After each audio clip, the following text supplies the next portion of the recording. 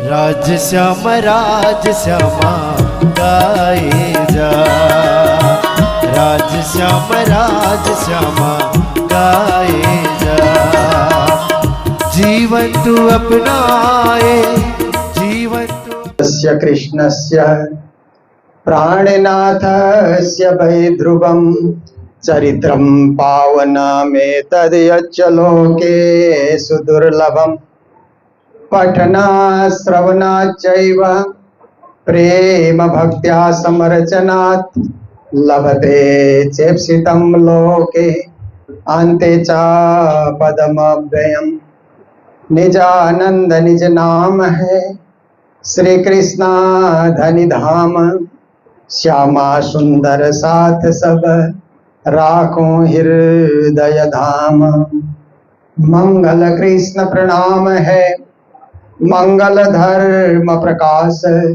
मंगल सुंदर साथ है, मंगल धाम उजास। मंगल सुंदर साथ है, मंगल धाम उजास। बोलो वृंदावन बिहारी लाल की, श्री सदगुरु महाराज की, श्री प्राणनाथ प्यारे की, महारानी बाईजुराज की, सर्व सुंदर साथ की। आज यहाँ मासिक गोष्ठी के इस सुंदर आयोजन में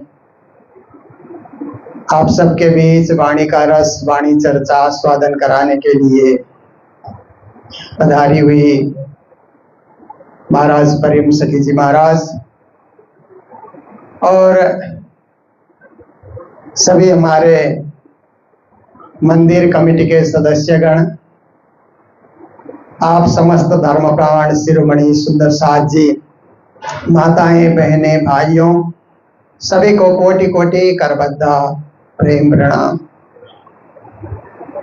थोड़े दिन पहले ही बीतक का आस्वादन करके श्री कृष्ण जन्माष्टमी का पावन पर्व संपूर्ण प्रणामी मंदिरों में मनाया जा चुका है। और प्रणामी समाज के लिए यह श्रावण मास एक पर्व के रूप में आता है। जहाँ जाओ बीतक, जहाँ जाओ चर्चा, जहाँ जाओ उत्सव, जहाँ जाओ भंडारा, एक महीने का एक सुंदर मेला लग जाता है। और उसका समापन होता है साक्षात पूर्ण पुरुषोत्तम परब्रह्म परमात्मा श्री कृष्ण इस संसार में अपनी लीला दिखाने के लिए उस परम धाम से अवतरित हुए। तो उनका आगमन का उत्सव जन्म उत्सव के रूप में मनाइए, प्राकट्य उत्सव के रूप में मनाइए, ये तो शब्द सजा करके एक प्रसन्नता व्यक्त करने वाली बात है। वे हमारे बीच पधारे, इसलिए हम लोग रात को भी मनाते हैं, सुबह नंद उत्सव भी मनाते हैं, आनंद उत्सव करते हैं। तो ये आनंद उत्सव करने से क्या होता है कि श्री कृष्ण कितने सालों पहले आए इस दुनिया में और हमारी ब्रह्म सृष्टि की सुरताएं कितने सालों पहले आई, उसे बार बार स्मरण करने का मौका भी मिल जाता है। इस बार हम लोगों ने 5250वां श्री कृष्ण प्राकट्य महोत्सव मनाया। अब 51-52 चलता जाएगा। तो इसका मतलब है कि ब्रह्म सृष्टि की सुरता भी इतने सालों पहले आई ब्रजभूमि में। तो ब्रजभूमि में ब्रह्म सृष्टि ने जो आनंद लिया, वो आज हम लोग जब ये पर्व मनाते हैं और नंद उत्सव मनाते हैं, नाचते गाते हैं, तो हमें 5250 साल पूर्व का आनंद अपने अपने मंदिरों में बैठे बैठे प्राप्त हो जाता है।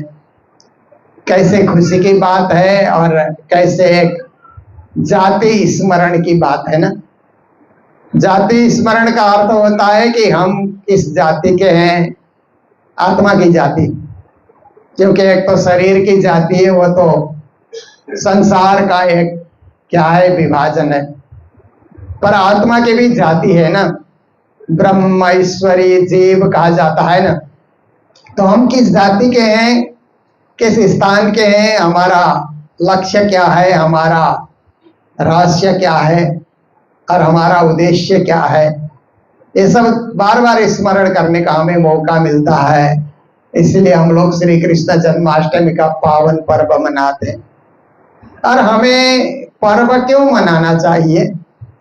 जब हम छठ ऋतु ग्रंथ पढ़ते हैं तो श्री प्राणीनाथ जी महाराज तो नजरबंद में है, पर कृष्ण जन्माष्टमी का उत्सव आता है तो नौतनपुरी को याद करके वो बिलखने लगते हैं, तड़पने लगते हैं कि आज का दिन यदि मैं नौतनपुरी में होता तो कृष्ण जन्माष्टमी का पावन पर्व में सम्मिलित होता, मैं भी नाचता, मैं भी गाता, आनंद उत्सव में सुंदर साथ जहाँ झूम रहे हैं वहां मैं भी सम्मिलित रहता।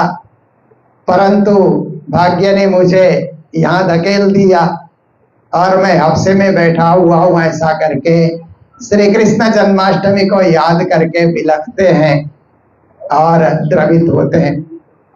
फिर राधाष्टमी के लिए भी बिलखते हैं कि हमारी साक्षात श्यामा महारानी इस दुनिया में आई, वो दिन का पावन उत्सव मनाया जा रहा है नौतनपुरी धाम में। तो इसका अर्थ है कि श्री देवचंद जी महाराज के समय में ये सारे पर्व नौतनपुरी में मनाए जाते थे। तभी प्राणीनाथ जी महाराज ने छठ ऋतु में उसका उल्लेख किया बड़े प्रेम से, भाव से, कि आज राधाष्टमी का पावन पर्व है। फिर दिवाली की तिथि आती है तो कैसे दिए जलते थे नौतनपुरी में, उसका भी उन्होंने वर्णन किया और उसके लिए भी थोड़ा मन में खेद व्यक्त किया कि मैं वहां नहीं हूं। होली का उत्सव आया तो भी उन्होंने उस उत्सव को याद किया कि ये तो आनंद का उत्सव है, एक दूसरे को रंग लगा करके सब खुश होते हैं, मिलते हैं। दूर दराज में रहने वाले भी परस्पर आपस में मिलते हैं और मैं यहाँ पर हूँ। इसका मतलब है पर्व मनाने से क्या होता है कि हम लोग एक दूसरे के निकट हो जाते हैं। पर्व एक माध्यम है, पर परम धाम का जो मिलाप है वो दुनिया में करने का हमें दोबारा सुख मिल जाता है। इसलिए ऐसे पर्व को बारंबार मनाने से हमें परम धाम से दूर होने का, मूल मिलावे से दूर होने का अनुभव होगा ही नहीं। आप लोग गोष्ठी मनाते हैं तो हर महीने यहाँ मिलने का, मूल मिलाप करने का और उस दिव्य परम धाम के मूल मिलावे को याद करने का मौका स्वतः मिल ही जाता है। ये हमारे लिए सौभाग्य की बात है, खुशी की बात है। तो देखिए श्री प्राणीनाथ जी महाराज की एक ही चौपाई मैं आपके समक्ष रखूंगा। जो माहे निर्मल बाहर देवे न दिखाई, वाको पार ब्रह्म सो पहचान, श्री महामत कहे संगत करवा की, करवाई सो गोष्ठ ज्ञान, करवाई सो गोष्ठ ज्ञान। देखिए प्राणीनाथ जी कहते हैं कि एक ऐसा सुंदर साथ, एक ऐसा भक्त, एक ऐसा साधक है जो अंदर से निर्मल है, हृदय से निर्मल है, भावना से निर्मल है, भक्ति से निर्मल है और बाहर प्रकट करके नहीं बताता कि मैं निर्मल हूं, निर्मल हूं, निर्मल हूं, ऐसा करके प्रदर्शन करते हुए वो नहीं चलता है। वो अंतर दर्शन करता है, क्योंकि धर्म प्रदर्शन का विषय तो है नहीं। धर्म अंतर दर्शन, आत्म दर्शन का विषय है। धर्म में जब हम डूब जाते हैं, ध्यान में जब हम खो जाते हैं ना, तो आंखें बंद होती है ना अपने आप ही। आंखें बंद करो ऐसा करने की जरूरत ही नहीं होती है ना। जब परमात्मा की भक्ति में, परमात्मा के ध्यान में हम डूब जाते हैं। आप देखिए, आप जब मंदिर में आकर के प्रणाम करते हैं ना, चाहे यहाँ प्रणाम करें चाहे घर के मंदिर में प्रणाम करें, आप प्रणाम करते समय में आंखें बंद रखेंगे तो आपका ध्यान सीधा मूल मिलाप में चला जाता है। सिंहासन में राजश्यामा बैठे हैं, जुगल किशोर बैठे हैं, हम उनके ही चरणों तले प्रणाम कर रहे हैं। ऐसा भाव आंखें बंद करते ये भाव आ जाता है। और आपने आंखें खुली रखी तो आपका घर का ही मंदिर दिखेगा, या आपका जो सामूहिक मंदिर है वो मंदिर, वो श्रृंगार आपको दिखेगा। ऐसे तो वो भी देखना चाहिए। आते आते जब आप चल करके आ रहे हैं तो राज्य के यहाँ का श्रृंगार देखिए कि यहाँ मंदिर में कौन सा श्रृंगार किया है, कैसे राज्य को सजा रखा है। ये भी जरूरी है कि संसार में किस प्रकार से राज्य प्रकट हो रहे हैं, दिखलाई दे रहे हैं, उसे भी देखना जरूरी है। पर जब मस्तक झुकाते हैं, सिर झुकाते हैं और जब प्रणाम करते हैं, उस समय एक बार मूल मिलाप में आत्मा की तार परमात्मा से जोड़ें, आत्मा का संबंध परमात्मा से हो जाए, तब आंखें बंद होगी। और जो पहुंचे हुए सुंदर साथ होते हैं ना, उनको आंखें बंद करो कहना नहीं पड़ता है, स्वतः आंखें बंद हो जाती है, क्योंकि ध्यान मग्न हो जाते हैं। ध्यान की घड़ी में आंखें खुद व खुद बंद हो जाती है। एक प्राकृतिक नियम भी ऐसा होता है कि आंखें अब दृश्य देखना नहीं चाहती है। क्या देखें, कितने दृश्य को देखें, प्रकृति को कितना देखें, प्रकृति की पैदाइश को कितना देखें, अपने मूल को देखें, वास्तविकता को देखें, परब्रह्म परमात्मा को देखें। इसके लिए आंखें अंतर्मुखी हो जाती हैं। तो ऐसे अंतर्मुखी होकर के जब हम राज्य के दर्शन करते हैं, चाहे 1 सेकंड कीजिए, 5 सेकंड कीजिए, 10 सेकंड कीजिए, क्योंकि आप देखिए आकाश में 1 सेकंड बिजली चमकने से भी पूरा धरती में प्रकाश छा जाता है ना। जो आप देखते हैं बरसात के दिनों में बिजली आकाश में जो चमकती है, तो सेकंड भर चमकने से भी पूरा प्रकाश फट से धरती में छा जाता है। ऐसे 1 सेकंड राज्य के चरणों में ध्यान लग गया तो राज्य की मेहर, राज्य की जो कृपा है ना, हमारे जीवन में पूरी तरह छा जाता है। हमारा जीवन परमात्मा के उस नूरी प्रकाश से पूरी तरह प्रकाशित हो जाता है। इसलिए बहुत देर तक जैसे बिजली के उस बिजली चमकते ही बहुत देर तक आकाश में देखने की जरूरत नहीं पड़ती है। ऐसे ही बड़ी देर तक ध्यान लगा करके बैठने की जरूरत भी नहीं पड़ती। कभी कभी तो पल भर में ही हमारा ध्यान हो जाता है। आप देखिए कि कभी आप बहुत थके हैं ना, कहीं चल करके आप आए, यात्रा करके बहुत थक आप गए हैं, तो कभी कभी बैठे बैठे नींद की झपकी आ जाती है। पर वो झपकी बहुत देर की नहीं होती है, आधा मिनट की, 1 मिनट की। उस झपकी में भी बड़ी शांति मिलती है ना, थकावट दूर होने का अनुभव होता है। ये तो संसार का अनुभव है। तो राज्य का अनुभव में भी ऐसे वक्त नहीं लगता है, पल भर में ही राज्य की मेहर, राज्य की कृपा, राज्य की दया, राज्य की उपस्थिति हमारे हृदय में होने का हमें अनुभव हो जाता है।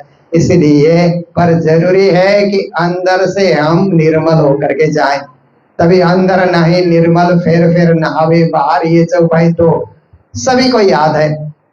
तो इसी को प्राणीनाथ जी ने प्रकारांतर में कहा कि जो माहे निर्मल, अंदर से निर्मल होकर के जा रहा है। कभी कभी क्या होता है कि हम मंदिर जाने का वक्त होता है ना, तो ये कपड़े पहने कि ये कपड़े पहने, ऐसा हम सोचते हैं ना। मंदिर जा रहे हैं तो कौन सा कपड़ा पहने, क्या करें, ऐसा हम लोग सोचने लग जाते हैं ना।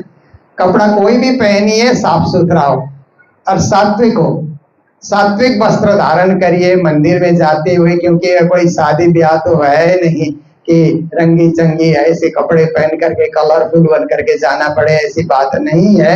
मंदिर में तो सादगी से जाया जाता है, तो सादगी के कपड़े आप पहन करके मंदिर में आए। पर उस समय आप सोचें कि ये कपड़े सजाने से कुछ होने वाला नहीं है। राज्य मेरे कपड़े को नहीं देखते हैं, राज्य मेरे दिल को देखते हैं। उनकी दृष्टि अंदर होती है, इसीलिए अंदर से मुझे निर्मल बन करके जाना है। जो माहे निर्मल, बाहर देवे न दिखाए, और किसी को दिखाने के लिए वो कुछ करता ही नहीं है, क्योंकि परमात्मा दिखावा में, छलावा में उसमें नहीं होते हैं। परमात्मा वास्तविकता में होते हैं, परमात्मा सत्य में होते हैं। परमात्मा धर्म में होते हैं। इसलिए बाहर किसी को हम दिखाएं क्यों? हम कहीं भी भक्ति कर रहे हैं तो किसी को दिखाएं क्यों? क्या जरूरी है? हम अपनी आत्म कल्याण के लिए करें, आत्म पवित्रता के लिए करें, स्वयं के उद्धार के हम लोग करें। किसी को दिखाने से क्या है, इतना ही हमको फल मिलेगा कि देखने वाला कहेगा आप बड़े भक्त हैं, आप बड़े सुंदर साथ हैं, आप बड़े साधक हैं। इतना उसने कहा तो थोड़ी देर खुशी मिली, पर उससे क्या हुआ? हम अंदर से निर्मल बन करके जाएंगे तो राज्य की कृपा जो बरसेगी वो खुशी निरंतर होती है। लोगों के दी हुई खुशी तो क्षणिक है, पल भर के लिए है, और आज खुशी देने वाले कल गम भी दे सकते हैं, दुख भी दे सकते हैं ना।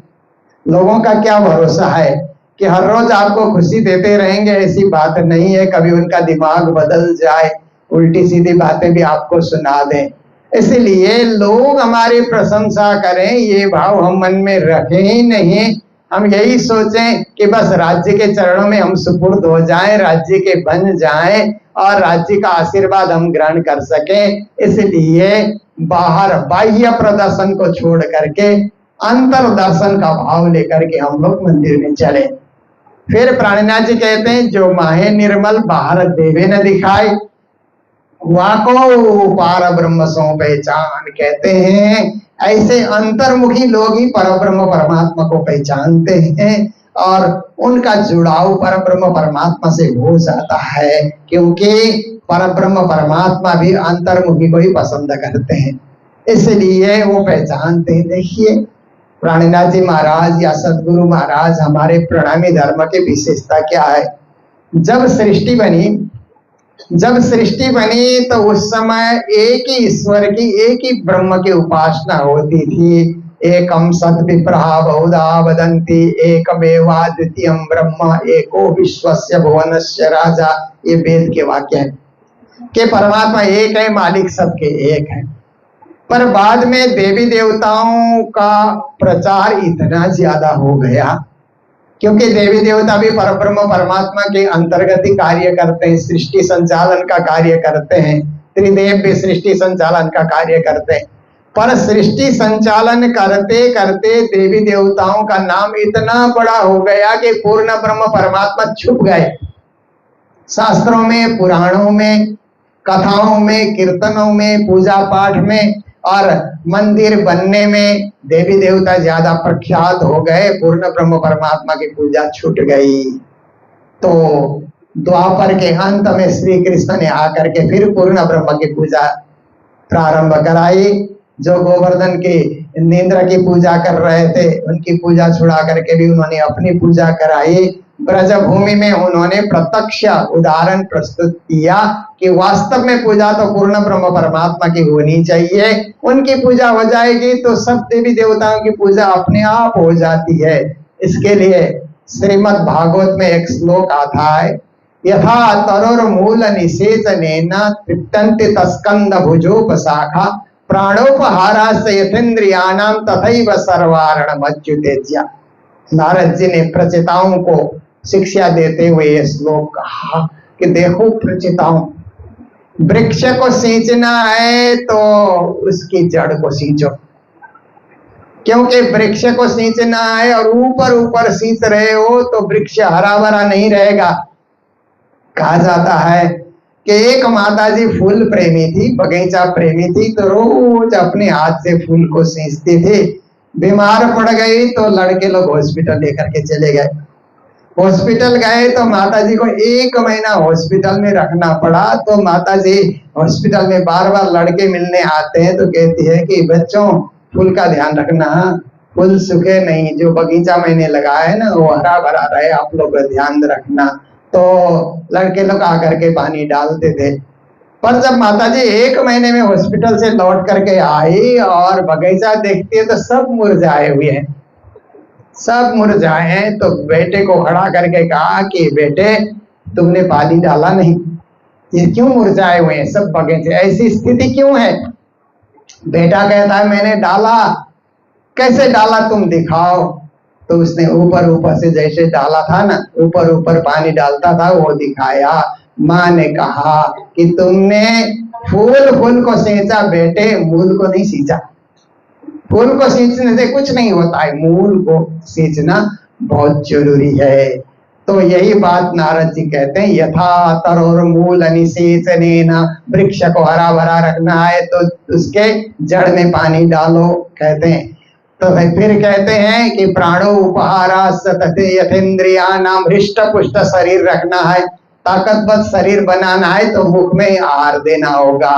और डॉक्टर लोग इंजेक्शन लगा देते हैं, टिप्स चढ़ा देते हैं, वो तो थोड़ी देर के लिए है, पर तंदुरुस्ती ज्यादा चाहिए तो मुख से ही आहार लेना होगा, तभी सारे इंद्रिय हृष्ट पुष्ट होते हैं ना। ऐसे ही परब्रह्म की पूजा करनी पड़ेगी। तथैव सर्वारणम अच्युतेज्य, अच्युत कृष्ण को कहा जाता है, जो कभी च्युत नहीं होते हैं, जो कभी गिरते नहीं, अखंड रहते हैं हमेशा, उनको अच्युत कृष्ण कहा जाता है। तो नारद जी कहते हैं ऐसे कि कृष्ण की पूजा करोगे तो सभी देवी देवता अपने आप खुश हो जाएंगे, प्रसन्न होंगे।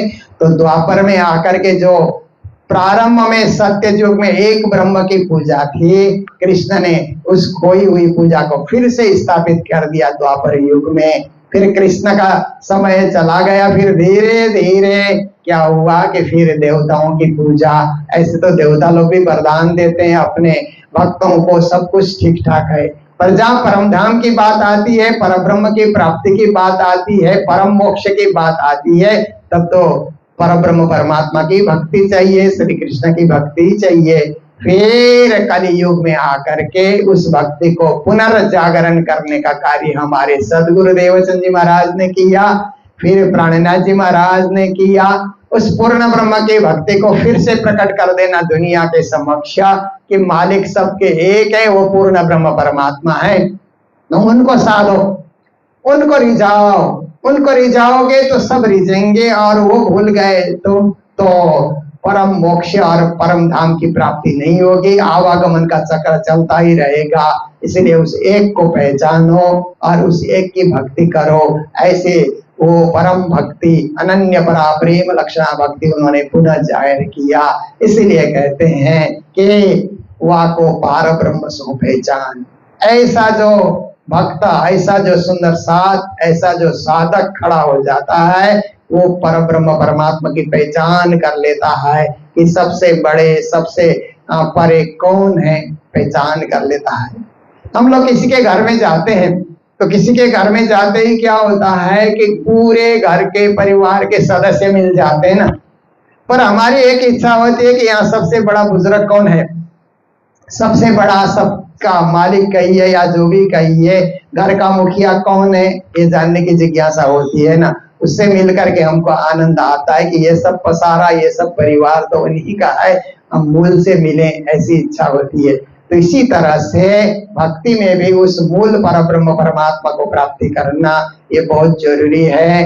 श्री महामत कहे संगत करवा की, प्राणनाथ जी कहते हैं ऐसे साधक, ऐसे सुंदर साथ, ऐसे परम तपस्वी जो किसी को दिखाते भी नहीं है, अंदर ही अंदर परमात्मा की भक्ति में खोए हुए हैं और पूर्ण ब्रह्म परमात्मा की भक्ति में जीवन बिताते हैं, ऐसे कोई सुंदर साथ मिले तो उनकी संगत करो तो आप भी वैसे ही बन जाओगे। जो जिसका संगत करता है वही फल मिलता है ना। मन मेरा पंछी भया जहां तहां उड़ जाए, जहां जैसे संगत करे तहां तैसी फल पाए। एक कवि ने कहा कि मेरा मन पंछी की तरह उड़ते रहता, आकाश में परिभ्रमण करते रहता है। इस मन को जहां जैसी संगत मिले, अच्छी संगत मिले, भजन गाने वाले की संगत मिले तो हम भजन गाने बैठते, गीत गाने वाले की संगत मिले तो कभी कभी गीत भी गाने लग जाते हैं ना। देखिए तो कहीं कहीं अलग अलग तरह की संगत होती है ना। कई लोग जुआ खेलते रहते हैं, ताश खेलते रहते हैं, शराब पीते रहते हैं, न जाने कैसी कैसी संगत होती है। पर भक्तों की संगत हमें मिले तो हम भी भक्ति में लग जाते हैं, एक भजन गाने का मन हो जाता है। देखिए आप लोग गोष्ठी में आते हैं तो हर एक की इच्छा होती है ना, एक भजन तो हम भी गाएं।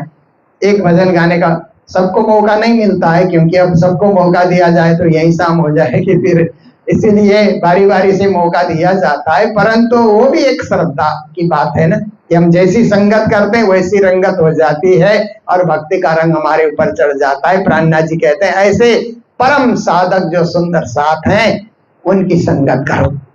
फिर कहते हैं कर वाइसों गोष्ठ ज्ञान, उसी के साथ ज्ञान गोष्ठी करो। उसके साथ ज्ञान गोष्ठी करने से परब्रह्म की बात ही सुनाई देती रहेगी ना, क्योंकि वो उनकी भक्ति करता है तो अतिरिक्त बातें वो सुनाएगा ही नहीं, परब्रह्म परमात्मा की बातें ही वो सुनाता रहेगा। तो सुन सुन करके हमारे मन में भी वही राग, वही भक्ति, वही प्रकार का भाव, उसी प्रकार का समर्पण हमारे दिल में भी प्रकट होगा। तो ऐसी ज्ञान गोष्ठियां जो पहुंचे हुए सुंदर साथ हैं, मान सुंदर साथ हैं, उनके प्रतिगामी बन करके हम लोग करते रहें तो हमारी ज्ञान गोष्ठी सफल होगी। तो ये जो कर वाइसों गोष्ठ ज्ञान, ये जो शब्द है ये किरंतन में है, वाणी में है। तो माता बिमला मेहता जी ने अब जब ये गोष्ठी प्रारंभ कराई, श्री दर्शन लाल जी मेहता थे, बिमला मेहता जी और भी उस समय के बुजुर्ग सुंदर साथ जो थे, उन्होंने सोचा कि यहाँ गोष्ठी शुरू कराएं ताकि सुंदर साथ मिले, इकट्ठे होते रहें। तो ये गोष्ठी शब्द उन्होंने जो लिया, कर वाइसों गोष्ठ ज्ञान, इसी चौपाई से लिया होगा, ऐसा मुझे अनुभव होता है। तो आप लोग इसी को पाले हुए हैं, आगे बढ़ा रहे हैं। और मैं कई बार यहाँ आता हूँ, परंतु मैं अपने हिसाब से, अपनी रूटीन से आता हूँ, क्योंकि मुझे कुछ किताबों का प्रकाशन करना होता है। प्राणनाथ मिशन के लिए कार्य करने के लिए मैं यहाँ मंदिर में बार बार आते रहता हूँ, पर गोष्ठी के दिनों में भाग लेने का मौका नहीं मिलता है। 3-4 दिन के बाद गोष्ठी है तो मुझे निकलना होता है और कई कार्यक्रम होता है। पर इस बार मुझे भी मौका मिला। हमारे अध्यक्ष जी ने बहुत बार कहा था कि गोष्ठी में भी एक बार बैठिए, तो आज आप सबके दर्शन करने का, यहाँ बैठने का मौका मिला, मुझे बहुत अच्छा लगा। और मेरे को प्राणनाथ जयंती पे भी हर बार आप लोगों का रहता है कि आप प्राणनाथ जयंती में यहाँ बैठे रहिए, तो मैं कोशिश करूंगा प्राणनाथ जयंती में भी बैठने के लिए। पर एक शिकायत मैंने कमेटी से की कि जयंती के दिनों में 7 दिन आप वाणी चर्चा रखते हैं, पर क्या है कि मैं वाणी चर्चा ऑनलाइन भी करता हूँ और मिलने से भी करता हूँ, तो सुन सुन करके लोगों को, सुंदर साथ को ऐसा लगता है वही बात तो है, वही बात तो है, ऐसा करके संख्या कम होने लगी धीरे धीरे। तो मैंने इस बार बोला कि या तो आप लोग ऐसा कीजिए कि सेवा पूजा पहले करा दीजिए और जब पढ़ने के लिए सुंदर साथ बैठे न तब थोड़ी देर वाणी चर्चा कराइए, तो कम से कम 51 जने बैठेंगे, थोड़े और लोग रहेंगे तो एक थोड़ी सी मंडली वहां पर दिखती है। पर सेवा पूजा से पहले वाणी चर्चा कराने से सुंदर साथ पहुंचते नहीं, कोई को दौड़ दौड़ करके पहुंचते भी है तो अपना सेवा पूजा गाने का समय हो ही जाता है। इसके लिए थोड़ा सा परिवर्तन आप लोग करेंगे तो और आनंद आएगा। और आप सबको वाणी का आनंद देने के लिए तो हमारे परम सखी जी महाराज यहाँ पर है ही नित्य, जहाँ भी आप लोग गोष्ठियां सब करते रहते हैं, मंदिरों में उपस्थित होकर के आप लोगों को वाणी चर्चा सुनाती हैं। मैं मेरे शब्द को यहीं विराम दे रहा हूँ। आप लोगों को पहले भी सूचित किया गया, मैं भी इसीलिए 7 दिन पहले आया हूँ कि हमारे अग्रगण्य, अभी प्रणामी समाज में सबसे बुजुर्ग कहना चाहिए, पूज्य स्वामी सदानंद जी महाराज, सबसे ज्यादा सेवा का कार्य करने वाले और सबसे ज्यादा समाज में अग्रगण्य भूमिका निभाने वाले पूज्य स्वामी सदानंद जी महाराज का 80वां जन्म उत्सव। ऐसे तो 1 अगस्त को उनका जन्म उत्सव गया, परंतु सबको अभी तक में कोई आ नहीं सकते थे, तो अभी सितंबर में, अभी क्या है कि ये 7 से 11 सितंबर में 5 दिवसीय पारायण, 80 पारायण रखना चाहिए। पर जो रोहिणी कमेटी के सुंदर साथ हैं, उन्होंने कहा कि प्राणनाथ चतुर्थ शताब्दी में 400 पारायण रखे थे, उसकी शोभा अपरंपार थी। और हमारे गुरु जी भी प्राणनाथ जी के चतुर्थ शताब्दी में ही जागनी का कार्य कर रहे हैं। और पूज्य सदानंद जी महाराज की जागनी सब नई जागनी है, पूरी उनकी जागनी नए लोग जिनको परम धाम प्रणामी निज नाम का कुछ भी पता, स्वप्न में भी नहीं सुना होगा, ऐसे लोगों को उन्होंने लाखों की संख्या में उन्होंने जगाया है। तो ऐसे सुंदर साथ की हार्दिक इच्छा रही कि चतुर्थ शताब्दी के समय में ये कार्यक्रम हो रहा है तो 400 हो और 80वां जन्म दिन है 480 पारायण। तो आप सब लोग भी जो पारायण पढ़ने की इच्छा रखते हैं जरूर आप लोग पहुंचेंगे। उस कार्यक्रम में सभी संत गुरुजन वहां पर उपस्थित रहेंगे और बड़ा आनंद उत्सव दिल्ली में करने के लिए मौका मिला है। ऐसे तो स्वामी सुदान जी महाराज के अनेक जगह हैं, कहीं भी वो कर सकते हैं, जहाँ जाए उतने चेले उनके हैं, पर दिल्ली वालों ने उनके मन को जीत लिया कि यहाँ कार्यक्रम होना चाहिए। और बहुत सुंदर पंडाल चतुर्थ शताब्दी की तरह ही सजा सजाया पंडाल बुक किया गया है और उस पंडाल में सुबह 7 बजे प्रवेश करेंगे तो रात को 10 बजे ही निकलना है। एक तरफ पारायण का पाठ, एक तरफ प्रवचन, भजन, कीर्तन, वाणी, चर्चा, वाणी, गायन, एक तरफ भोजन। कहीं जाना ही नहीं है, एक ही पंडाल में सब कुछ हो जाएगा। ऐसे 5 दिवसीय सुंदर कार्यक्रम का आप लोग आनंद लेंगे। आप सब लोग पधारेंगे और जीवन को धन्य बनाएंगे। इन्हीं शब्दों के साथ मैं अपने 2 शब्द प्रवचन को यहीं विराम दे रहा हूँ। बोलो सतगुरु महाराज की, श्री प्राणनाथ प्यारे की, सर्व सुंदर साथ की प्रणाम।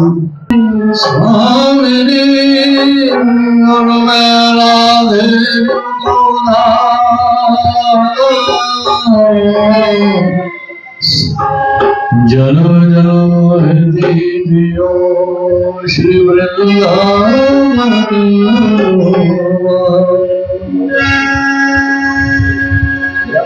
वृंदावन के वृक्ष को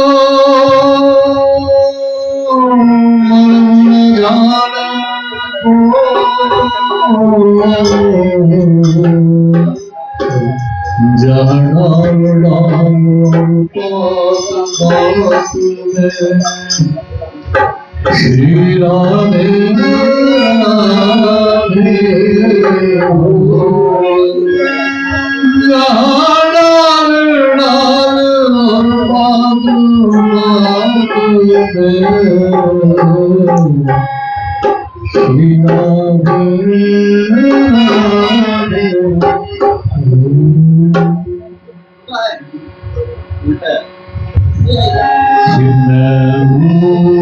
शरण में तेरी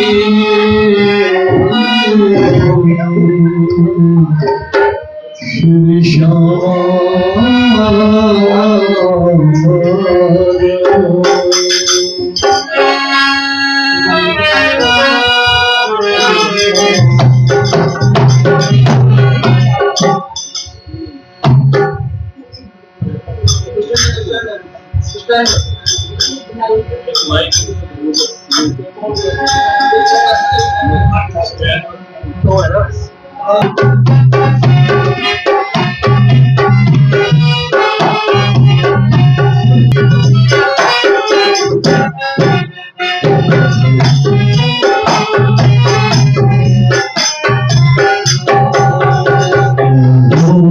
शरण तेरी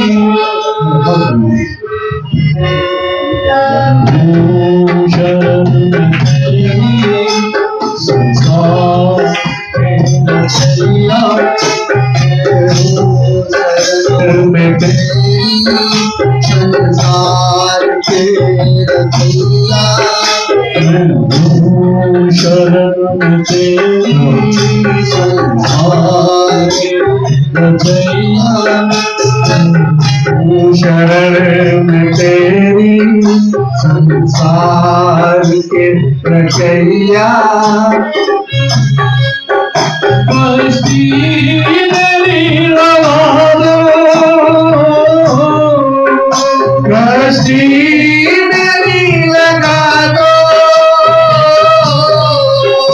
बस्ती मेरी लगा दो उस पार कन्हैया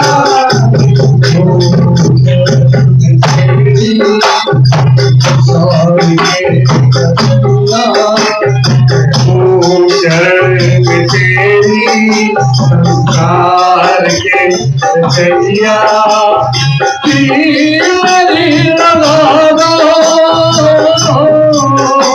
कश्ती मेरी लगा दो कन्हैया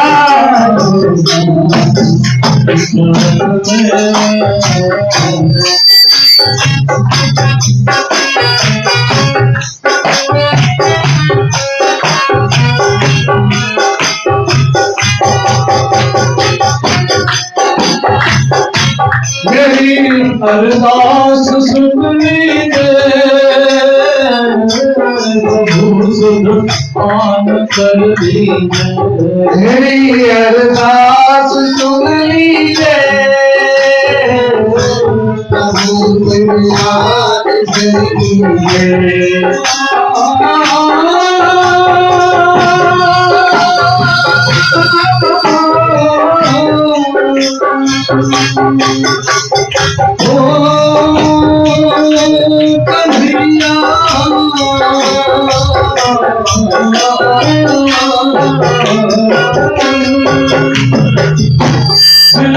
अरदास सुन लीजिए, प्रभु सुन मान कर दीजिए। मेरी अरदास सुन लीजिए, प्रभु सुन मान कर दीजिए। कुमार को दीजिए, सब घुमा श्याम दीजिए। कुमार को दीजिए, सब घुमा श्याम दीजिए। ओ पतवार हम लोग, पतवार थाम लो तुम, ओ पतवार थाम लो तुम। भुजदार में गैया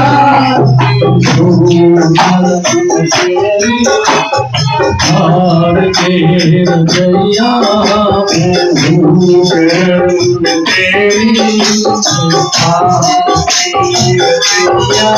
कश्ती मेरी लगा दो, कश्ती मेरी लगा दो, कश्ती मेरी लगा दो। उस पार कन्हैया, शरण तेरी संसार के रचैया। मैं हूँ शरण तेरी संसार के रचैया।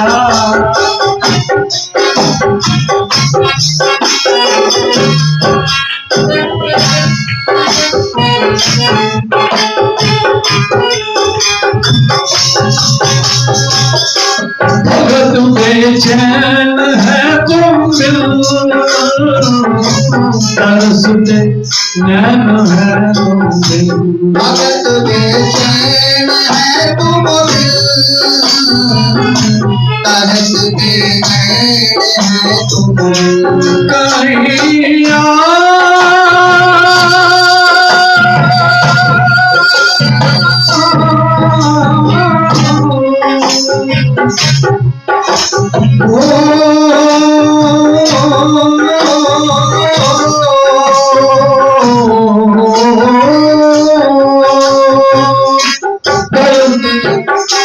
भगत बेचैन है तुम दिल, तरसते नैन है तुम दिल। भगत बेचैन है तुम दिल, तरसते नैन है तुम दिल। अंधेरी रैन है तुम दिल, कहीं ना चैन है तुम दिल। अंधेरी रैन है तुम दिल, कहीं ना चैन है तुम दिल। है उदास देखो तुम दिल, है उदास देखो तुम दिल। कन्हैया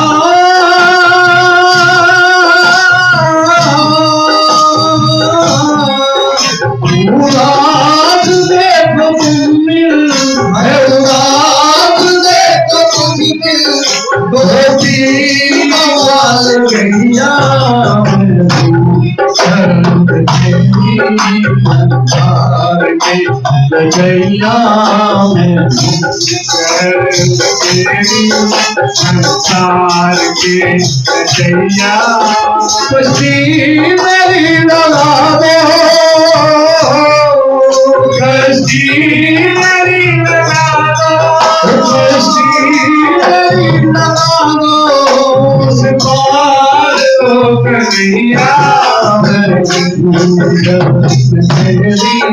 संसार के गजरिया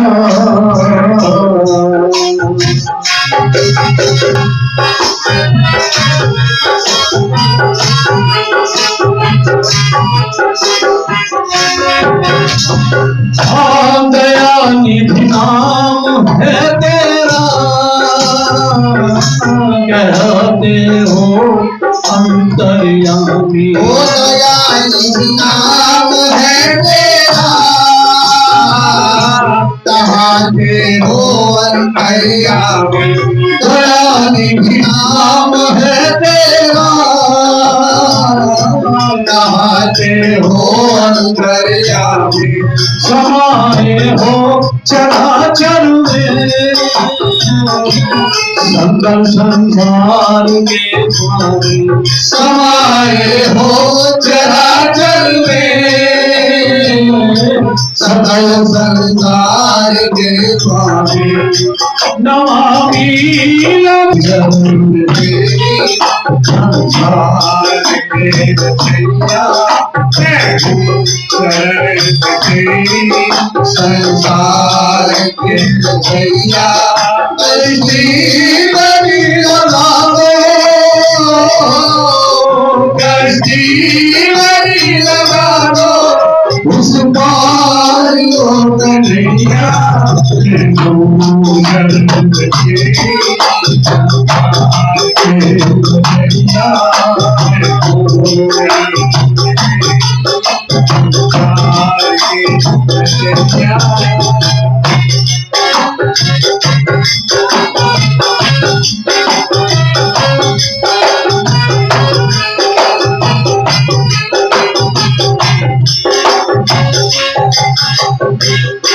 तेरी आँखों का मनमोहन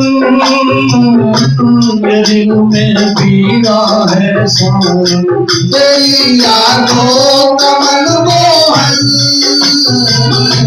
के दिल में घुमरा है सावन बुझेगी प्यास इस दिल की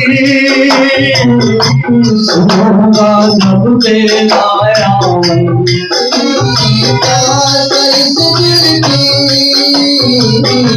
सुनूंगा जब तेरा आवे गलत कह रहा है मेरी आंखों में मनमोहन तेरे आने की इंतजार है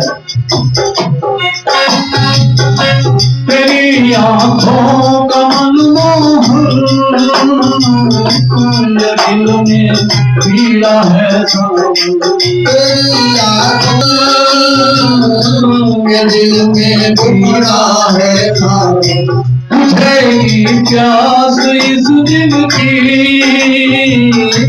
सुनूंगा जब तेरा आवन मुझे प्यास इस दिल की सुनूंगा जब तेरा आवे पावन पतित को करना पतित को करना अनजाने में न जाने कितने गुनाह करते होंगे लेकिन मैं पापी और तुम पापियों को तारने वाले पावन पतित को करना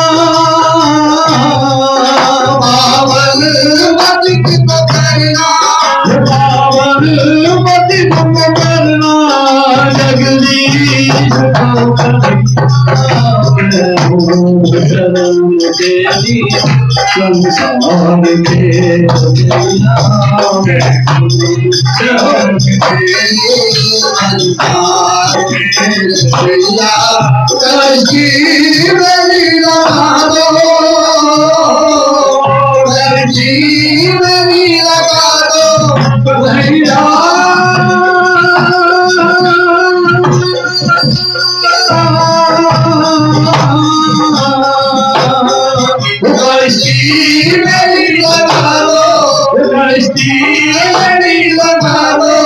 उस पार लोग कन्हैया